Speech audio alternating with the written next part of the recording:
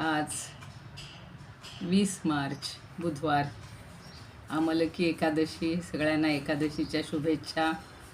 आज दादांनी सगळ्यांना हरिपाठ पाठवलेला आहे, तेव्हा आज आपण हरिपाठांनी सुरुवात करूया.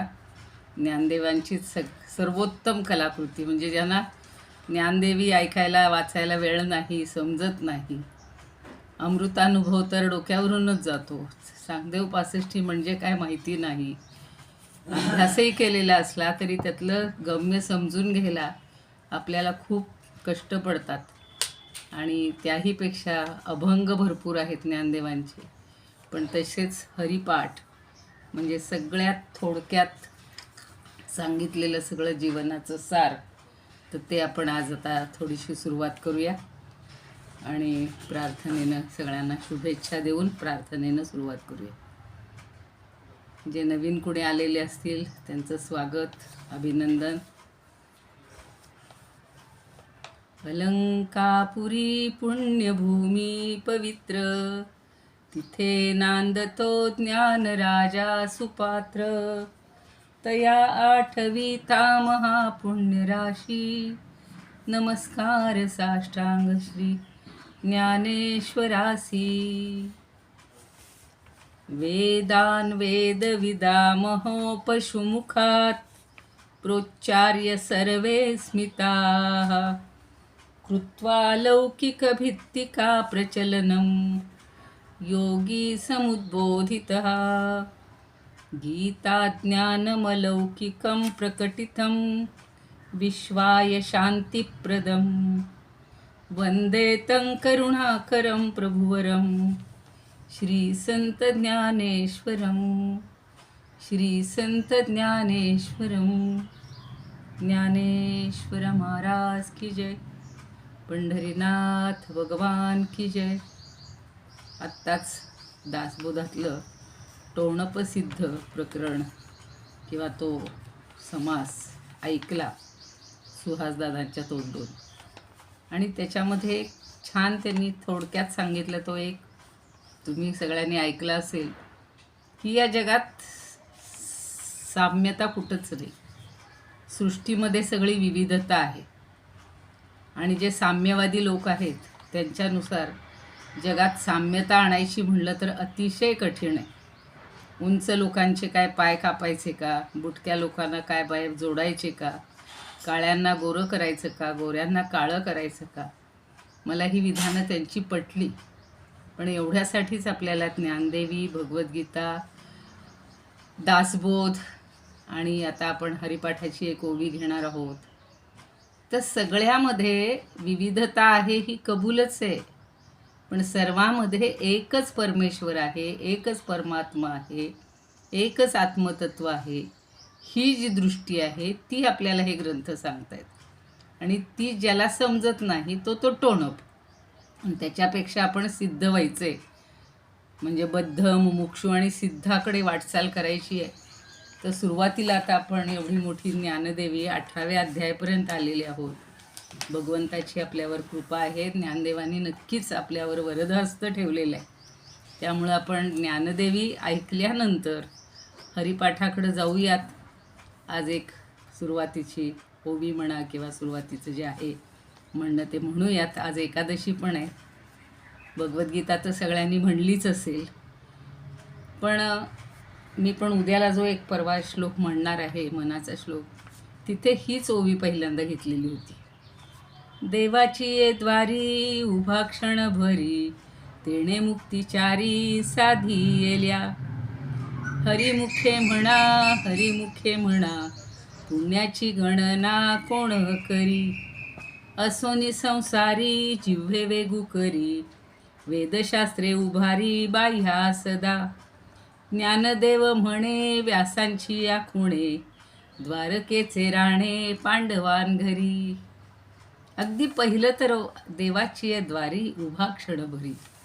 आपण हा क्षणभरी जो अर्थ घेतो ना, काही सेकंद वगैरे, तर आजच भागवतातला एक श्लोक वाचला होता, आणि त्याच्यात त्यांनी सांगितलं की ब्रह्मदेवाचा एक क्षण म्हणजे माणसाची 100 वर्ष. आणि तोच विचार करून ज्ञानदेवांनी ही ओवी रचली असणार आहे की देवाची येद्वारी उभा क्षणभरी. आपण फक्त वर्षातनं महिन्यातनं कधीतरी एका दिवशी देवापुढे जाणार आणि ही ओवी म्हणणार, देवाची येद्वारी उभा क्षणभरी तेणे मुक्ती चारी साधियल्या, मला चारी पण मुक्ती मिळाव्यात, असा त्याचा अर्थ घ्यायचा नाही. तर साधारण एक ज्याला आपण सरासरी म्हणू ते माणसाचं आयुष्य सध्याच्या कलियुगातलं 100 वर्ष आहे. काही 115ही गाठतायत, 110ही गाठतायत, पण सरासरी 100 वर्ष. मग तो एक क्षण म्हणजे आपलं आयुष्यभर आपण देवाच्या द्वारात उभं राहायचे, देवाचं चिंतन करायचे आणि मुखानं हरी हरी म्हणायचे. त्याच्यावरही मी काल सांगितलं तसं की प्रत्येकानं आपला कामधंदा सोडून हरिहरी म्हणा असं देव म्हणतच नाही आहे. तर चारी मुक्ती जर आपल्याला प्राप्त करायच्या असतील, त्या 4 मुक्तीवर आपण नंतर कधीतरी बोलूया.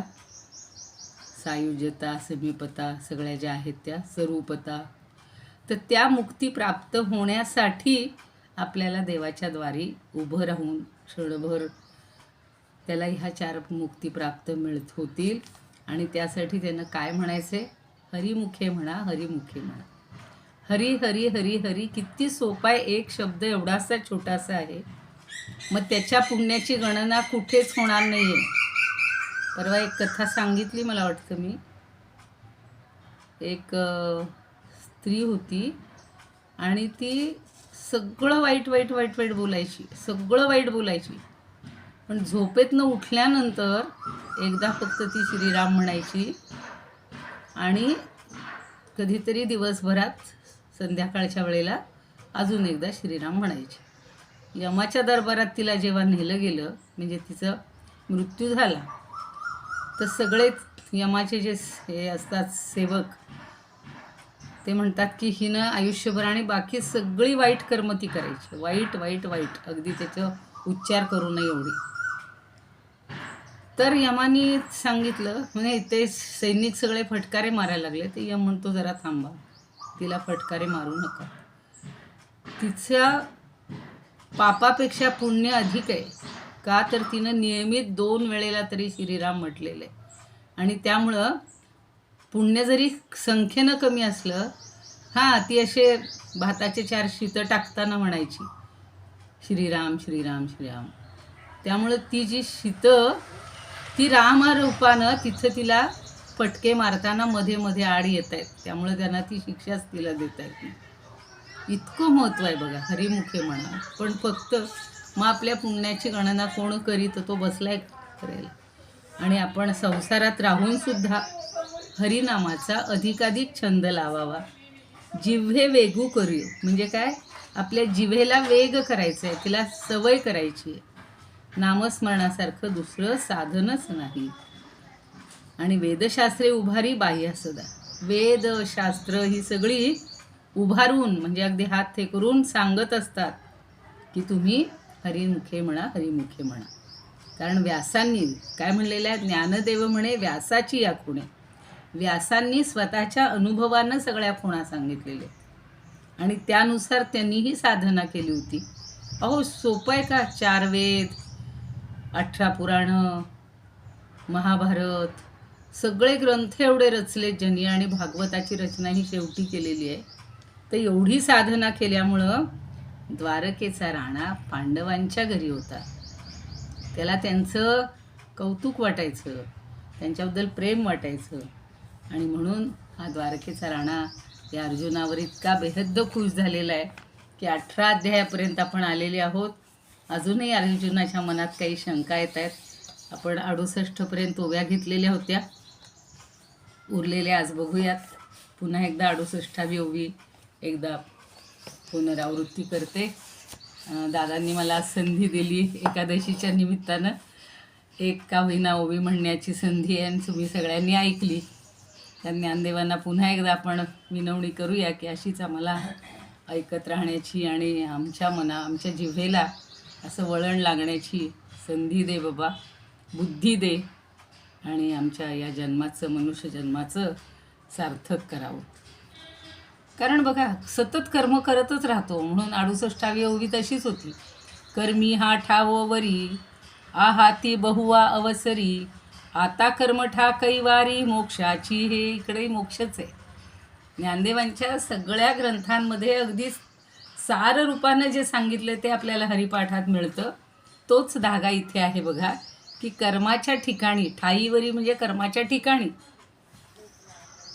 आहाती बहुवा अवसरी, बहुवा म्हणजे पुष्कळ, पुष्कळ अडचणी आहेत, असतातच. आता कर्मठा कैवारी, मोक्षाची हे, मग या कर्मनिष्ठांना मोक्ष कसा मिळणार? कितीही कर्म केली तरी मुखामध्ये जर हरिनाम नसेल तर काही उपयोग नाही. म्हणून ते एक मला खूप सुंदर आहे स्तोत्र, नेहमी आवडतं.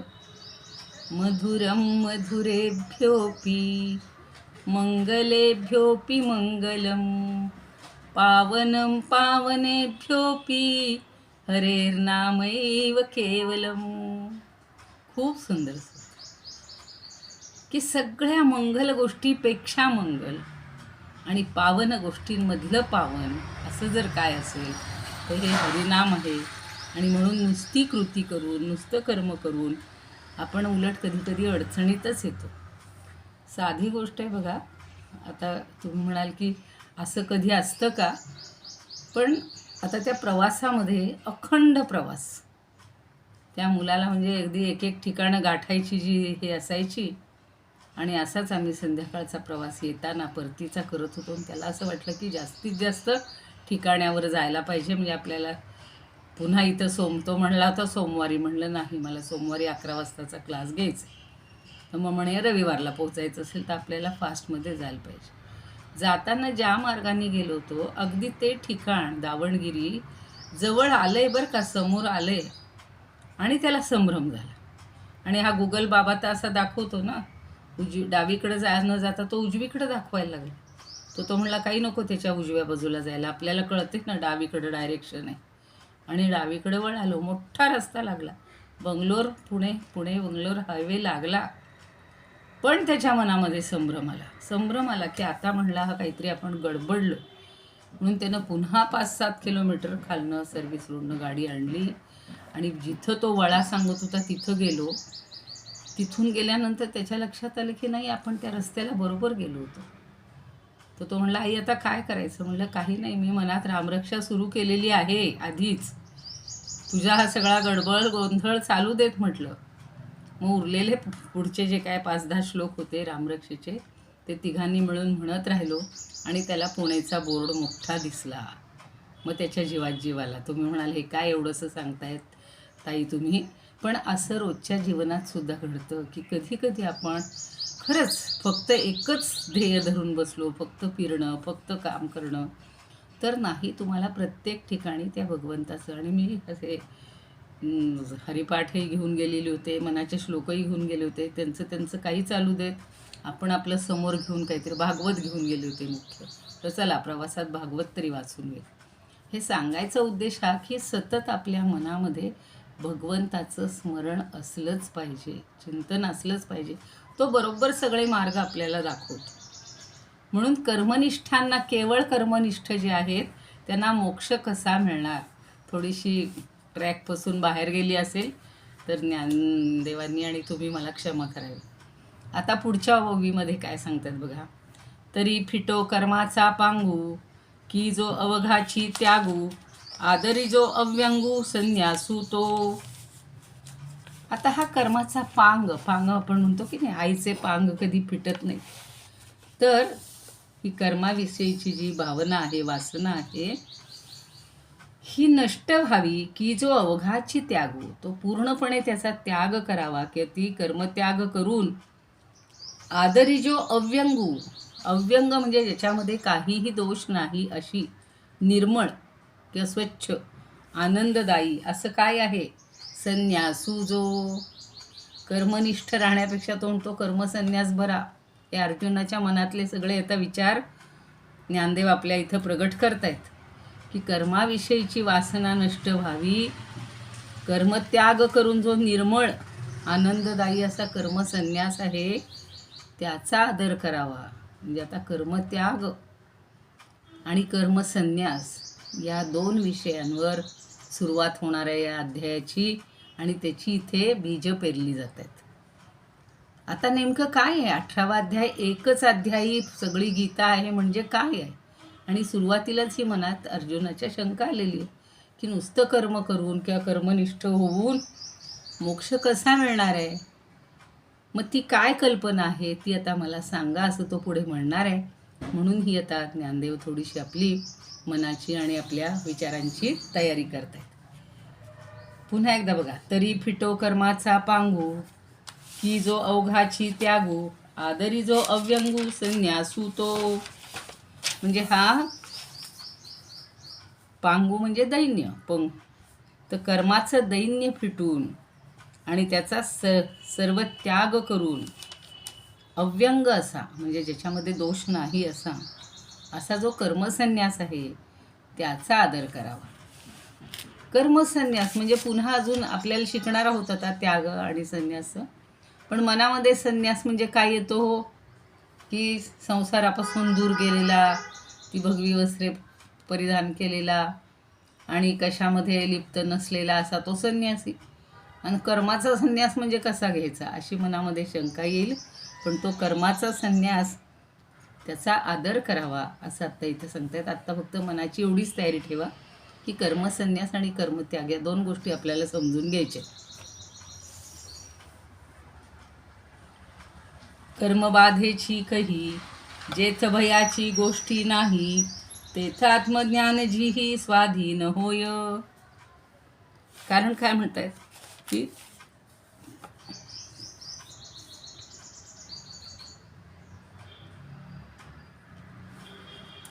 कर्मबोधाची कही म्हणजे कुठेही, कर्म बाधेची तर कर्मबाधा तिचं भयच नाही राहणार. आता एकदा कर्मसन्यासी संकल्पना आली तर कर्मबाधा होणारच नाही आहे, त्याचं भयच नाही. म्हणजेच काय होणार तर सदोष कर्मामुळे मिळणारं जन्ममृत्यूचं हे जे काही रहाडगाडगं आहे किंवा हे वळसे जिथे आहेत ते नाहीतच. म्हणून छान सांगितले बघा. कर्मबाधेची कही जेथ भयाची गोष्टी नाही. तुम्हाला भयच राहणार नाही. ते आत्मज्ञान जी ही स्वाधीन होय. असं जे आत्मज्ञान आहे ना म्हणजे कर्मबंधन नसल्यामुळं कुठल्याही प्रकारची भयवार्ता राहणार नाही. आणि ते आत्मज्ञान ज्याच्यामुळं आत्मसात होतं ते ज्ञान आता आपल्याला मिळवायचं. ते ज्ञान आवश्यक आहे. आपण आता 17व्या अध्यायात पाहिलं ओम तत्सतचा शेवट पाहिलेला आहे की एकदा ते ज्ञान झालं की मग आपल्याला आता कुठलीही बाधा नाही. मग आपल्याला मोक्ष अगदी आपल्या हातातच आहे, आपल्या जवळच आहे. तेच आता इथे पुन्हा या दोन संकल्पनातून स्पष्ट करतात की कर्माची बाधा का होणार नाही, त्याची भय का वाटणार नाही. की आपण सदोषमपि कर्तव्यम आहे की नाही. सदोष जर असेल कर्तव्य तर आपल्याला बाधा येते. पण आपण निर्दोष कुठलंही त्याच्यामध्ये दोष किंवा मनामध्ये फळाची अपेक्षा काहीतरी इच्छा वासना ठेवून केलेलं कर्म हे बाधक ठरतं. पण निष्काम कर्म केलं तर मग हे जन्ममृत्यूचे वळसे आपल्याला लाभणारच नाहीत जिथे नाहीच आहेत. आणि मग कर्मबंधन नाही म्हणून त्याच्या भयाची भीती नाही की पुनरपि जननम पुनरपि मरणम. आणि मग एकदा आत्मज्ञान झालं की मनुष्य मोक्षाच्या वाटेवर चालला. आता 17वी ओवी झाली. आता पुढे काय म्हणतात. ज्ञानाचे आवाहन मंत्र जे ज्ञान पिकते सुक्षेत्र ज्ञानाकर्षिते सूत्र तंतू जे का. आता जे ज्ञानप्राप्तीचा जो आवाहन मंत्र आहे, आपण भगवंताची पूजा करायची असेल तर पहिल्यांदा आपण म्हणतो आगच्छ देवदेवेश, हो की नाही. गणपतीची पूजन करायचं असेल तेव्हा पहिल्यांदा त्याला आवाहन करतो. तसा हा ज्ञानप्राप्तीचा जणू काही आवाहन मंत्र आहे. ज्ञानाचे आवाहन मंत्र जे ज्ञान पिकते सुक्षेत्र. आणि ज्ञानरूपी पीक देणारे हे उत्तम क्षेत्र आहे. आपण 13व्या अध्यायात पाहिलेलं आहे. क्षेत्र म्हणजे हा देह. मग ज्ञानाचं पीक कुठे येणार आहे? या आपल्या क्षेत्रामध्येच येणार आहे.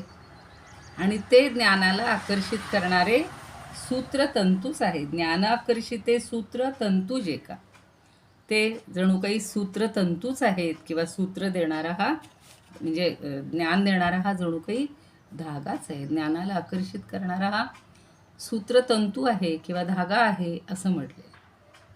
म्हणजे आपल्याला काय करायचं आहे? ज्ञानप्राप्तीचं आवाहन करायचं.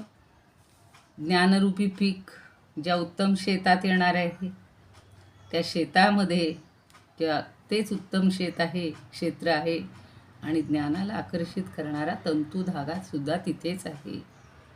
जर आपल्याला हा देहच नसतो, आता कोणी म्हणतं ना, मग ह्या जर सारखं ते परमात्मा आणि सारखं हे साधन म्हटलं, तर मग आपण व्यवहारातलं काही करायचंच नाही का? मग कशासाठी जन्म दिला देवानी जन्म दिला आहे, पण आपण सगळं बाहेरचंच श्रेष्ठ मानतोय, खरं मानतोय, जे आज नाही उद्या नष्ट होणार आहे. सकाळी का कधी सांगितली ना त्या राजाची गोष्ट किंवा श्रेष्ठाची, की आपण हे सगळं बाहेर मीपणा धरून सगळी कर्तव्य करत राहतो. तर ती जर सोडून दिली आणि ज्ञानप्राप्तीच्या मंत्राला आवाहन दिलं किंवा आवाहन मंत्र म्हटला, तर मग हे आपल्या शेतामध्ये ज्ञानाचं पीक नक्की येणार आणि ज्ञानाला आकर्षित करणारा तंतू धागा आपल्याला सापडणार. ते दोन्ही संन्यास त्याग, आता ह्या ओळीला इथं सांगतायत बरोबर. ते दोन्ही संन्यास त्याग, अनुष्ठुनी सुटो जग, तरी हेची आता चांग व्यक्त पुसो. आता दोन गोष्टी आपल्याला महत्त्वाच्या आहेत, की कर्मसन्यास आणि कर्मत्याग या दोन्हींचं आचरण करायचं आणि मग हे विश्व मुक्त व्हावं. म्हणजे त्या दोन्हींचं आचरण करून ते दोन्ही संन्यास त्याग अनुष्ठुनी, एखाद्याचं अनुष्ठान करणं म्हणतात ना, म्हणजेच आचरण करणं.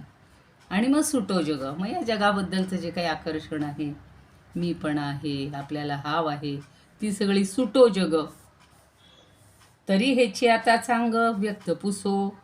मग आता त्याच्या मनात येते अर्जुनाच्या, की ज्याच्यामुळं मला ही जगाबद्दलची आसक्ती सुटेल असं काहीतरी आता भगवंताला विचारलं पाहिजे. आणि म्हणून आपण आता हेच विचारूया, की काय सारखं कर्म कर्म कर्म सांगताय तुम्ही, मग कर्मसन्यास काय, कर्मत्याग काय, काय याच्यामध्ये दोन्हीमध्ये फरक आहे?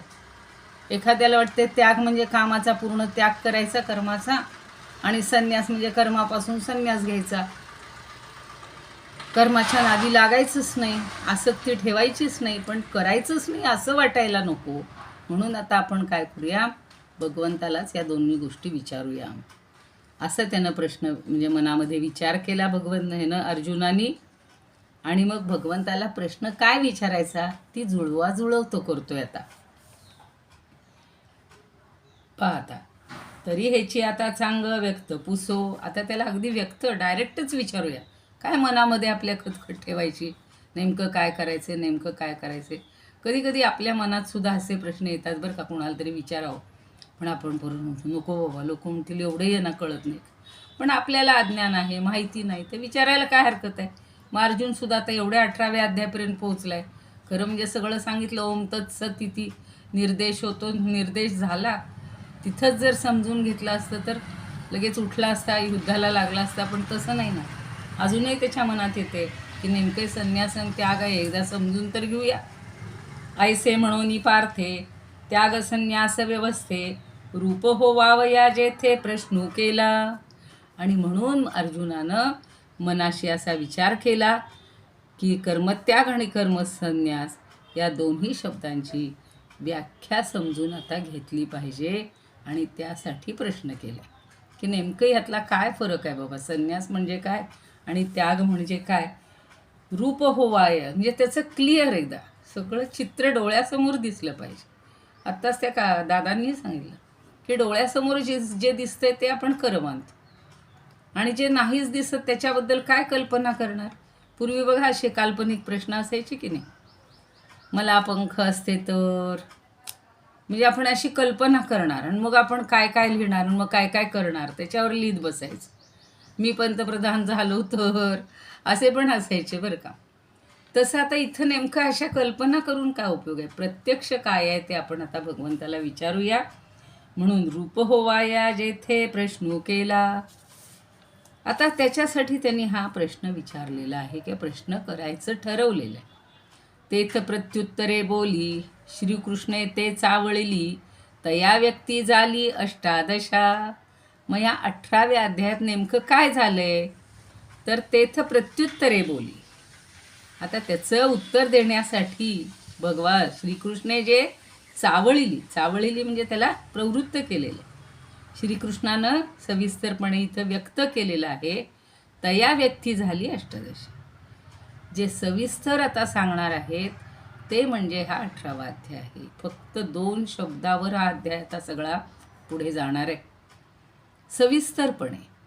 तया व्यक्ती झाली अष्टादशा. ह्या 18व्या अध्यायाची व्यक्ती झाली म्हणजे तो निर्माण झाला, व्यक्तरूपात आला. एवं जन्यजनक भावे अध्यावो अध्यायाते प्रसवे आता एका बरवे पुसिले ते. आता एक शब्द छान वापरले, जन्यजनक भाव. पूर्वीचा जो अध्याय आहे तो दुसऱ्या अध्यायाला निर्माण करणार आहे. जसं पिता पुत्राला जन्म देतो, पिता पुत्राचं त्या ठिकाणी तो जन्य आणि जनक हे 2 शब्द आहेत. त्यालाच दुसऱ्या शब्दात म्हणायचं की कारण आणि कार्य. कार्य होण्यासाठी काहीतरी कारण लागतं की नाही. जसं आपल्याला घट बनवायचा असतो त्याच्यासाठी माती लागते, पहिली माती पाहिजे. आता पाण्याचं बघा, काल कोणीतरी पाठवलेलं आहे ते की आता पाण्याचे इतके शॉर्टेज आलेलं आहे. काही लोक एकावर एक बसलेत आणि शॉवरचं वरच्याला पाणी पडेल तेच खालच्यापर्यंत येते, अशी अवस्था होणार आहे काही काळाने. तसं इथे काहीतरी हे आपण बेबंद कसंही वागतोय त्याची आपल्याला उत्तरं सगळी पुढं मिळणार आहेत. तसं वागावं लागणार आहे.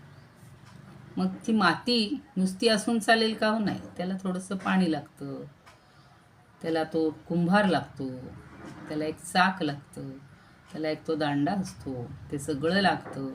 मग त्या सगळ्याच्या साहाय्यानं तो घट बनत असतो. म्हणजे जन्यजनक भाव हा त्या ठिकाणी असतो. तसाच पिता पुत्र या ठिकाणी जन्यजनक भाव आहे. आणि पुढचा अध्याय निर्माण होण्यासाठी मागचा अध्याय आधी वाचावा लागतो, निर्माण व्हावा लागतो. आणि पहिल्या अध्यायातून दुसरा अध्याय निर्माण होतो. अध्यावो अध्याया ते प्रसवे म्हणलेले जन्माला घालतो. आता एका बरवे पुसिले ते. आणि म्हणून श्रोते हो, अर्जुनानं जे विचारले ना ते तुम्ही आता ऐका की पुढचा अध्याय उत्पन्न करणारा या नात्यानं मागच्या अध्यायाचं सूत्र आता समजून घ्या, किंवा मागच्या अध्यायाचं सूत्र पुढचा अध्याय निर्माण करतो ते आता सगळ्यांनी समजून घ्यावं.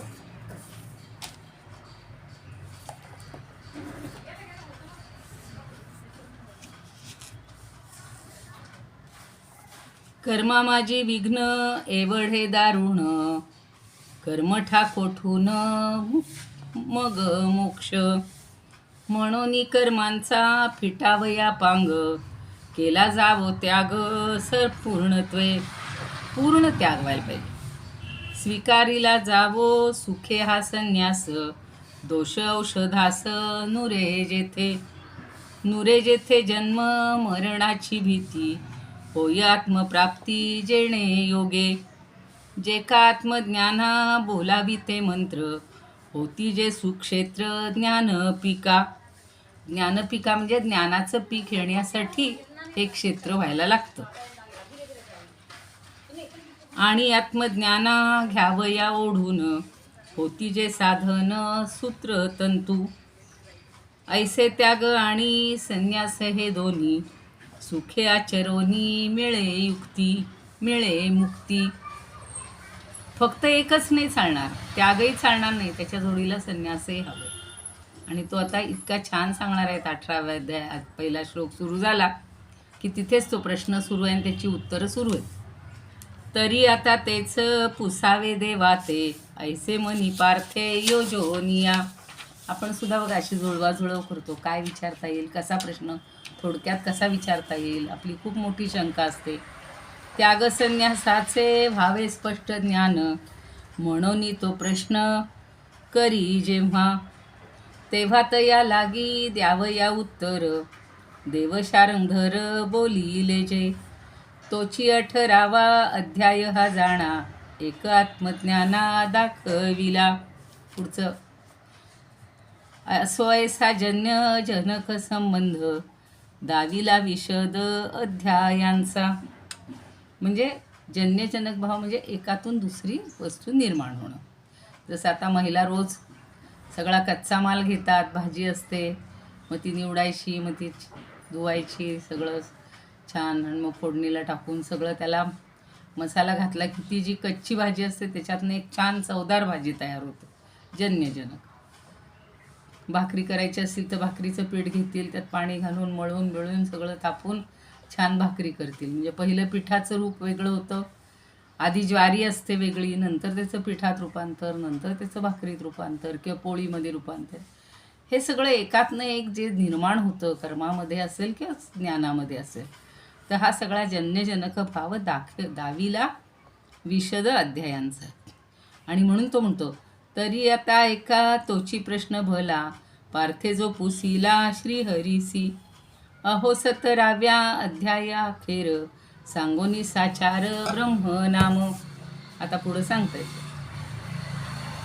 तरी पंडुकुमरे तेणे, देवाचे सरते बोलणे, जाणोनी अंतःकरणे काणी घेतली. काणी हा शब्द एक नवीन वापरलाय, शंका.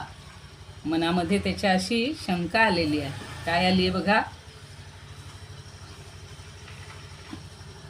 पंडुकुमरे. पंडुकुमर म्हणजे हा पंडूचा पुत्र, अर्थातच अर्जुन. तो कसा आहे, भक्तश्रेष्ठ आहे. त्यानं काय केलं तर देवाचे सरते बोलणे जाणून अंतःकरणे. सरते म्हणजे मागच्या अध्यायातलं देवांचं बोलणं लक्षात घेऊन जाणून अंतःकरणे काणी घेतली. आणि मग त्यानं त्यांच्या मनातलं जे बोलणं आहे ते जाणलंय, पण त्याच्या मनात संशय आलेला आहे, शंका आलेला आहे, किंवा तो मनामध्ये खिन्न झालेला आहे. काहींनी त्याला खिन्न, काणीचा अर्थ खिन्न म्हणलेलं आहे. काणी घेतली म्हणजे तो मनात थोडा खिन्न झाला की देवाचे हे अप्रतिम संवाद आता हे संपणार. आता बघा, तुम्ही आम्ही सुद्धा आजच सकाळी त्या ताई बोलल्या की रुपाली ताई, आता हा अध्याय संपला की तुम्ही संपवू नका. मग मी कोण संपवणार किंवा चालू राहणार? अजून म्हणलं 4 महिने हा अध्याय चालणार आहे आपल्याला. रोज 10-12 ओव्या, 1800, अजून 100 सुद्धा झालेले नाहीत. पण ही मनामध्ये रुखरुख राहते की नाही आपल्या? आपण तर फक्त शिकतोय. तिथं तर भगवंतांच्या मुखातून अर्जुनाला ही संधी मिळालेली आहे. अर्थात आपल्याशी भगवंतच बोलतायत हो, कुणाच्या तरी रूपातून या शब्दातून. पण त्याला ती खिन्नता वाटते की आता हे संपलं की आता हा संवाद संपणार, मग पुढं काय? पुन्हा मला ह्याचा कसा इतका सहवास मिळणार? त्याच्यासाठी इतकी ही छान उभी आहे बघा. तरी पंडुकुमरे तेणे, देवाचे सरते बोलणे, जाणोनी अंतःकरणे काणी घेतली. त्याच्या मनात आलं की आता हे देवाचं बोलणं संपणार हो, माझ्याबरोबर जो संवाद चाललेला आहे हा संपणार. आणि मी हा अप्रतिम असा संवाद संपला तर पुढं काय? म्हणून तो मनामध्ये खिन्न झालेला आहे, किंवा मनामध्ये त्याच्या शंका येते की आता पुढं काय? एरवी तत्वविषयी भला, तो निश्चितू असे कीर जाहला, परिदेवो राहे उगला ते सहावेना. वास्तविक एरवी तत्वविषयी भला, तो निश्चितू असे कीर झाला. खरं म्हणजे तत्व जे त्यानं आत्तापर्यंत ऐकले भगवंतांच्या तोंडून, त्या तत्वविषयात तो पूर्ण निश्चिंत झालेला होता, निश्चित झालेलं होतं. त्याचं मत आता काही त्यात शंका राहिलेली होती.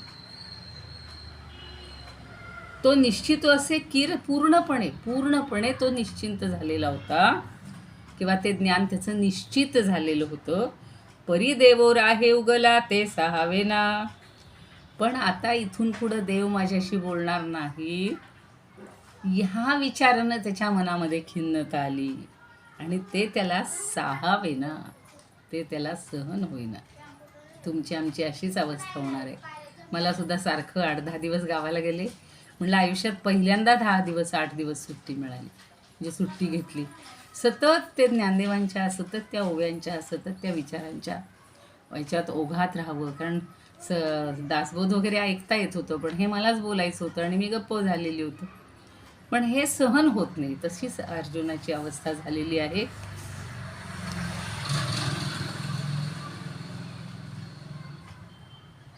वत्स घालया ही परी, धेनू नवचावी दुरी, अनन्य प्रीतीची परी ऐसीच आहे. आता एक छान उदाहरण दिलेलं आहे ते. वत्स म्हणजे वासरू. जे वासरू आईचं दूध म्हणजे गाईचं दूध पित असतं, त्याची भूक शमलेली असते, ते तृप्त झालेलं असतं, पण आईनं त्याच्यापासून दूर जाऊ नये ही त्याची इच्छा असते. हां, अशीच प्रेमाची रीत असते. तीच या भक्त आणि भगवंताची आहे, की या भक्ताला वाटतंय एवढं उत्तर दिलं, हे सगळं झालं की भगवंत माझ्यापासून दूर जातील. तर ते जायला नको, ते माझ्याच अंतःकरणात. म्हणून म्हणतात ना, की भक्ताच्या अंतःकरणातच भगवंत राहतात. कितीतरी अशा ओव्या आपण पाहिलेल्या आहेत, की तो दूर जाऊच शकत नाही. 78च झाल्या. मला वाटलं होती आज 1-2 जास्ती. इदमुपकर्तुं भुवनमण्डलं समुदितमिव भास्करं सादरं वन्दे ज्ञानेश्वरं. त्रिभुवनमाता भगवद्गीता, लोकमंगला लोकविश्रुता, लोकहितं संततं ध्यायता, येन ज्ञानेश्वरी विरचिता. श्रुत्वा प्राकृतगिरं सादरं वन्दे ज्ञानेश्वरं, सादरं वन्दे ज्ञानेश्वरम्. आरती ज्ञानराजा महाकैवल्य तेजा, सेविती साधू संत मनुवेधला माझा. आरती ज्ञानराजा लोपले ज्ञान जगी, हित नेणती कोणी. अवतार पांडुरंग नाव ठेविले ज्ञानी. आरती ज्ञानराजा कनकाचे ताट करी, उभ्या गोपिका नारी. नारद तुंबरू हो सामगायन करी. आरती ज्ञानराजा प्रगट गुह्य बोले, विश्व ब्रह्मची केले. राम जनार्दनी पायी मस्तक ठेविले. आरती ज्ञानराजा महाकैवल्य तेजा, सेविती साधू संत मनुवेधला माझा. आरती ज्ञानराजा. ज्ञानेश्वर महाराज की जय. पंढरीनाथ भगवान की जय. जय तू श्री कृष्ण, जय तू ज्ञानेश्वर.